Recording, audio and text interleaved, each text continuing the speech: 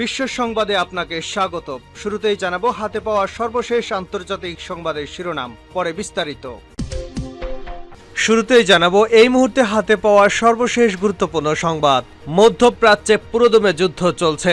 এবার ইসরায়েলে বড় আকারে রকেট হামলা চালালো হিজবুল্লাহ। ইসরায়েলের উত্তরাঞ্চলের সামরিক ঘাঁটিতে বড় আকারে রকেট হামলা চালিয়েছে লেবাননের সশস্ত্র গোষ্ঠী হিজবুল্লাহ। দক্ষিণ লেবাননের গ্রাম লক্ষ্য করে ইসরায়েলি হামলার জবাবে উত্তর ইসরায়েলের সেনা সদর লক্ষ্য করে এই হামলা চালানো হয়েছে বলে জানা গেছে। এবারে জানাবো আমেরিকার কত ট্যাঙ্ক অক্ষত আছে ইউক্রেনে।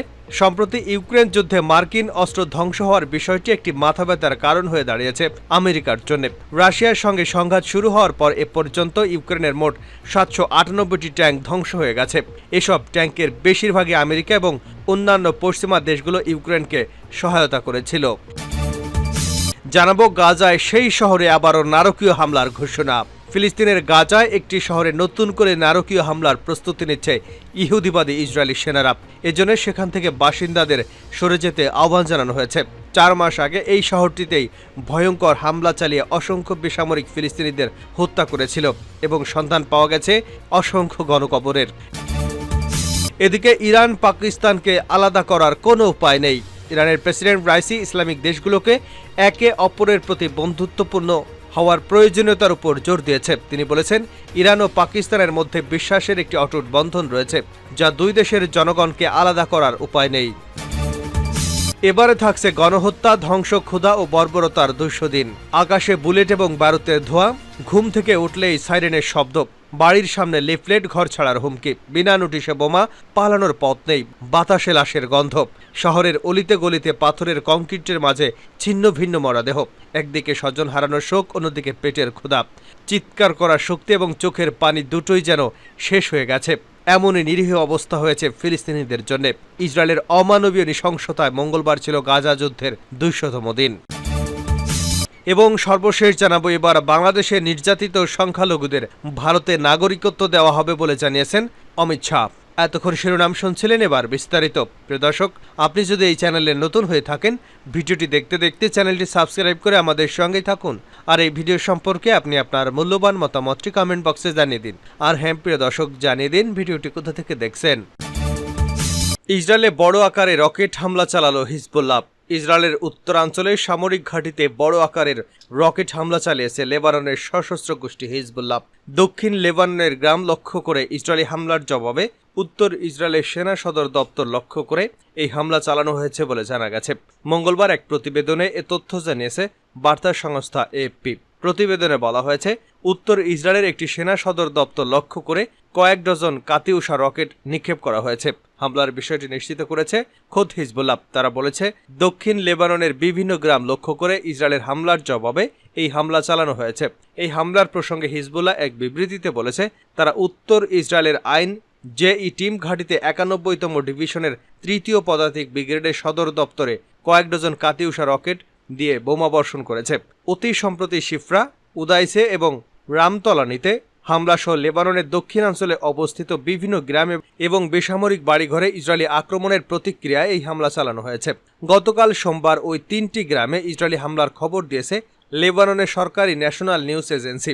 এদিকে সবশেষ হামলা প্রসঙ্গে ইসরায়েলি সামরিক বাহিনী জানিয়েছে, লেবানন থেকে উত্তর ইসরায়েলের আইন জেই টিম এলাকায় নিক্ষেপ করা আনুমানিক 35টি রকেট চিহ্নিত করা হয়েছে, তবে কোনো আঘাতের খবর পাওয়া যায়নি। ইসরায়েলি সৈন্যরা এর প্রতিক্রিয়ায় রকেট নিক্ষেপের উৎস স্থানগুলোতে পাল্টা হামলা করেছে বলেও জানিয়েছে তারা।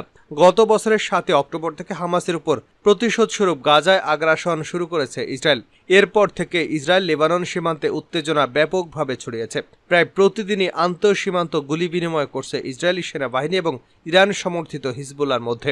সম্প্রতি ইসরায়েল ইরান উত্তেজনা সর্বকালের সর্বোচ্চ উচ্চতায় পৌঁছেছে এবং এর মধ্যে লেবাননের সশস্ত্র শিয়া গোষ্ঠীটি সীমান্তের উপরে ইসরায়েলের সামরিক লক্ষ্যবস্তুতে আক্রমণ আরও জোরদার করেছে।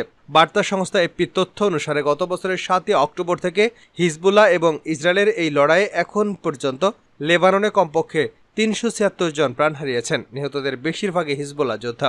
এছাড়া নিহতদের মধ্যে 70 জন বেসামরিক নাগরিকও রয়েছেন। অন্যদিকে হিজবুল্লাহর হামলায় 10 জন সৈন্য এবং 8 জন বেসামরিক নাগরিক সহ মোট 18 জন ইসরায়েলি নিহত হয়েছে। আমেরিকার কত ট্যাঙ্ক অক্ষত আছে ইউক্রেনে?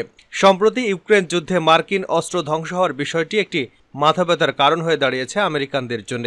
রাশিয়ার সঙ্গে সংঘাত শুরু হওয়ার পর এ পর্যন্ত ইউক্রেনে মোট 798টি ট্যাঙ্ক ধ্বংস হয়েছে। এসব ট্যাঙ্কের বেশিরভাগই আমেরিকা এবং অন্যান্য পশ্চিমা দেশগুলো ইউক্রেনকে দান করেছিল। এই প্রসঙ্গে মার্কিন সংবাদ মাধ্যম নিউ ইয়র্ক টাইমস লিখেছে, সামরিক বিশেষ অভিযানের সময় আমেরিকার তৈরি ট্যাঙ্কগুলোর বেশিরভাগই রুশ ড্রোনের মাধ্যমে লক্ষ্যবস্তু করা হয়েছে এবং ধ্বংস করা হয়েছে। এটিকে ক্রেমলিনের অন্যতম সাফল্যই বলা যেতে পারে। এক নিবন্ধে সংবাদ মাধ্যমটি লিখেছে, ইউক্রেনের সেনাবাহিনী গত 2 মাসে ড্রোন হামলায় আমেরিকার দেওয়া 5টি অ্যাম্ব্রাস ট্যাঙ্ক ধ্বংস করেছে। আমেরিকার সামরিক শক্তির অন্যতম শক্তিশালী প্রতীক ট্যাঙ্কের উপর এক ধরনের ধ্বংসযজ্ঞ চালিয়েছে রাশিয়ার ড্রোন। এটিকে অত্যাধুনিক যুদ্ধের ভয়ঙ্কর ট্যাঙ্কের বিরুদ্ধে ড্রোনের একটি বিপ্লবী বলা চলে। নিউ ইয়র্ক টাইমসের নিবন্ধ অনুসারে ড্রোন প্রযুক্তির আকার এবং জটিলতার উপর নির্ভর করে এই ড্রোনগুলোর জন্য কমপক্ষে $500 খরচ করতে হতে পারে, আর এটি নিজেই $10 বিলিয়ন মার্কিন অ্যাম্ব্রাসর ট্যাঙ্ক ধ্বংস করার জন্য যথেষ্ট। $1 মিলিয়ন ক্ষেপণাস্ত্রের বিপরীতে এই ড্রোনকে তাই একটি ছোট বিনিয়োগ বলা যেতে পারে। মার্কিন সংবাদ মাধ্যমটি এই প্রতিবেদনে আরও উল্লেখ করেছে যে রাশিয়ার সঙ্গে সংঘাতের শুরু থেকেই ইউক্রেন মোট 796টি ট্যাঙ্ক হারিয়েছে। আন্তর্জাতিক বিশ্লেষকরা বলছেন, ইউক্রেনের জন্য মার্কিন কংগ্রেসের তহবিল দিয়ে কেনা শেষ সরঞ্জামটি আসছে জুলাইয়ের মধ্যেই ধ্বংস করবে রাশিয়া। যুক্তরাষ্ট্রের একজন রিপাবলিকান সিনেটর একই প্রসঙ্গে হতাশা ব্যক্ত করেছেন। ইউক্রেন এবং অন্যান্য দেশের জন্য নতুন সহায়তা প্যাকেজ মার্কিন যুক্তরাষ্ট্রের জন্য অকেজো বলে বিবেচিত হয়েছে। তিনি বলেন, আমেরিকা নিজেদের প্রতিরক্ষার জন্য $900 বিলিয়ন বেশি ব্যয় করেছে, কিন্তু প্রতিবারই এই প্রতিরক্ষা ব্যবস্থা ফুটো প্রমাণিত হয়েছে। এটি আরও স্পষ্ট হয়েছে যে আমাদের আরও কার্যকর এবং নতুন নতুন কিছু করতে হবে। এ ধরনের অর্থ ব্যয় করার আগেই সীমান্তে নিরাপত্তা নিশ্চিত করাকে অগ্রাধিকার দেওয়ার কথা বলেন এই সিনেটর। গাজার সেই শহরে আবারও নারকীয় হামলার ঘোষণা। ফিলিস্তিনের গাজা একটি শহরে নতুন করে নারকীয় হামলার প্রস্তুতি নিচ্ছে ইসরায়েল। এজন্য সেখান থেকে বাসিন্দাদের সরে যেতে আহ্বান জানানো হয়েছে। 4 মাস আগে এই শহরটিতে ভয়ঙ্কর হামলা চালিয়ে অসংখ্য বেসামরিক ফিলিস্তিনিকে হত্যা করেছিল সন্ধান মেলে গণকবরের। মঙ্গলবার দেশটির সামরিক বাহিনী IDF এর বরাত দিয়ে দ্য টাইমস অফ ইসরায়েল এ তথ্য জানায়। এতে বলা হয়, উত্তর গাজায় বেইত লাহিয়ার কিছু অংশে বাসিন্দাদের অন্যান্য এলাকায় সরে যাওয়ার জন্য আহ্বান জানাচ্ছে ইসরায়েলি সামরিক বাহিনী। এসব এলাকায় নতুন করে সর্বাত্মক অভিযান শুরু করা হবে। IDF এর আরবি ভাষার মুখপাত্র লেফটেন্যান্ট কর্নেল আবিচায় আদ্রেই ঘোষণার পাশাপাশি বেইত লাহিয়ায় যে এলাকাগুলোতে বাসিন্দাদের সরিয়ে নেওয়া দরকার তার একটি তালিকা প্রকাশ করেছে। IDF এর ঘোষণায় বেইত লাহিয়া বাসিন্দাদের উদ্দেশ্য করে বলা হয়, আপনি একটি বিপজ্জনক যুদ্ধ অঞ্চলে আছেন। ইসরায়েলের সামরিক বাহিনী সন্ত্রাসী অবকাঠামো এবং তাদের বিরুদ্ধে অভিযান চালাবে। হামাসের বিরুদ্ধে ইসরায়েলের গাজা স্থল অভিযান শুরু করে এরপর থেকে উত্তর গাজায় বাসিন্দাদের দক্ষিণে সরে যেতে বলে আসছে। তারা বলেছে, বাসিন্দাদের বড় একটি অংশ যুদ্ধাঞ্চল থেকে না সরায় বেসামরিক নাগরিকদের হতাহতের ঘটনা বাড়ছে। তবে ইসরায়েল কখনো বেসামরিকদের লক্ষ্যবস্তুতে আঘাত হানে না। অথচ ইসরায়েলে দফায় দফায় গাজার হাসপাতালগুলোতে হামলা করেছে এবং নিহত হচ্ছে নারী ও শিশু। এই বেইত লাহিয়া 4 মাস আগে ইসরায়েলি বাহিনী অভিযান চালায়, আর সেখান থেকে চলে গেলে একটি গণকবরে বেশ কিছু মরদেহ পাওয়া যায়। আবর্জনা ও বালু দিয়ে মরদেহগুলো ঢাকা ছিল। বাসিন্দারা জানিয়েছেন, মরদেহগুলো আল আসাব পরিবারের সদস্যদের। ধারণা করা হচ্ছে ওই এলাকায় ইসরায়েলি বাহিনী অনুপ্রবেশের পর তল্লাশি চৌকি স্থাপন করে। নিহতরা সেই চৌকি পার হওয়ার সময় তাদের হত্যা করা হয়। এবার আবারও সেখানে বড় ধরনের হামলার প্রস্তুতি নিচ্ছে দখলদাররা। এতে বাসিন্দাদের মধ্যে তীব্র আতঙ্ক বিরাজ করছে। আল জাজিরার প্রতিবেদন অনুযায়ী গাজা উপত্যকায় ইসরায়েলের হামলা কমার কোনো লক্ষণ নেই। ছোট্ট এই উপত্যকার মধ্যে উত্তর ও দক্ষিণ অঞ্চল দিয়ে দিনরাত বোমা ও স্থল অভিযান অব্যাহত রেখেছে ইসরায়েলি বাহিনী। অন্যদিকে গাজা সিটিতে ফিলিস্তিনি সশস্ত্র গোষ্ঠীর সদস্য এবং ইসরায়েলি সেনাবাহিনীর মধ্যে সংঘর্ষের খবর পাওয়া গেছে, যদিও এই শহরের অভিযান সম্পন্ন করার দাবি করে আসছে ইসরায়েলি সেনাবাহিনী। গত 7 অক্টোবর দক্ষিণ ইসরায়েলে প্রবেশ করে নজিরবিহীন হামলা চালিয়ে 1200 ইসরায়েলিকে হত্যার পাশাপাশি প্রায় 250 ইসরায়েলি ও বিদেশি নাগরিককে গাজায় বন্দী করে নিয়ে আসে হামাস। একই দিন হামাসকে নির্মূল এবং বন্দীদের মুক্তি নিশ্চিত করতে ফিলিস্তিনের স্বাধীনতাকামী এই সংগঠনের বিরুদ্ধে যুদ্ধ ঘোষণা করে ইসরায়েল। ইরান পাকিস্তানকে আলাদা করার উপায় নেই, রাইসি। ইরানের প্রেসিডেন্ট রাইসি ইসলামিক দেশগুলোকে একে অপরের প্রতি গুরুত্বপূর্ণ হওয়ার প্রয়োজনীয়তার উপর জোর দিয়েছেন। তিনি বলেন, ইরান এবং পাকিস্তানের মধ্যে বিশ্বাসের একটি অটুট বন্ধন রয়েছে, যা দুদেশের নাগরিকদের আলাদা করার কোনো উপায় নেই। সংবাদ সম্মেলনে সাংবাদিকদের সঙ্গে আলাপকালে ইরানের ইসলামী বিপ্লবের সর্বোচ্চ নেতা বার্তা পৌঁছে দেওয়ার সময় তিনি এসব কথা বলেন।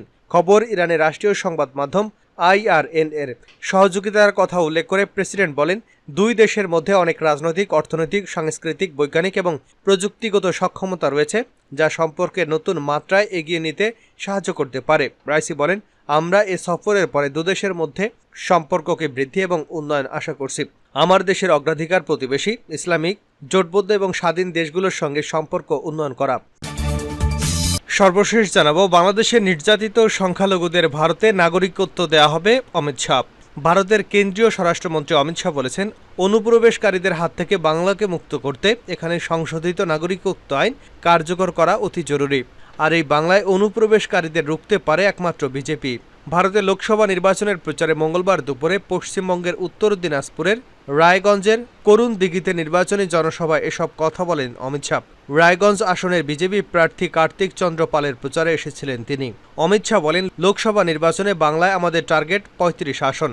আমরা একবার ৩০ থেকে ৩৫ আসনে পদ্ম ফোটাতে পারব।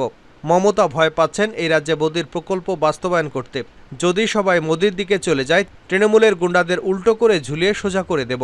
মমতার অনেক সাঙ্গপাঙ্গ এখন জেলে। ভারতের কেন্দ্রীয় স্বরাষ্ট্রমন্ত্রী আরও বলেন, এবার আমরা এই বাংলা থেকে কাটমানির কালচার বন্ধ করে দুর্নীতিমুক্ত বাংলা গড়ব।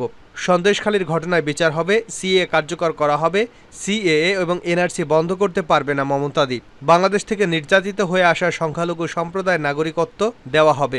অপরদিকে বীরভূমে তৃণমূলের কংগ্রেস প্রার্থী অভিনেত্রী শতাব্দী রায়ের পক্ষে তারাপীঠে এক নির্বাচনী জনসভায় যান পশ্চিমবঙ্গের মুখ্যমন্ত্রী মমতা বন্দ্যোপাধ্যায়। তিনি বলেন, এখন ভয় দেখানোর খেলা চালাচ্ছে বিজেপি। বাংলা জুড়ে চলছে সিএ এবং এনআরসি নিয়ে খেলা, মানুষের রুটিরুজি নিয়ে খেলা। বিজেপি আজ কংগ্রেস বাম দলের হাত ধরেছে, চাইছে ওদের ভোট যেন টিএমসিতে না যায়।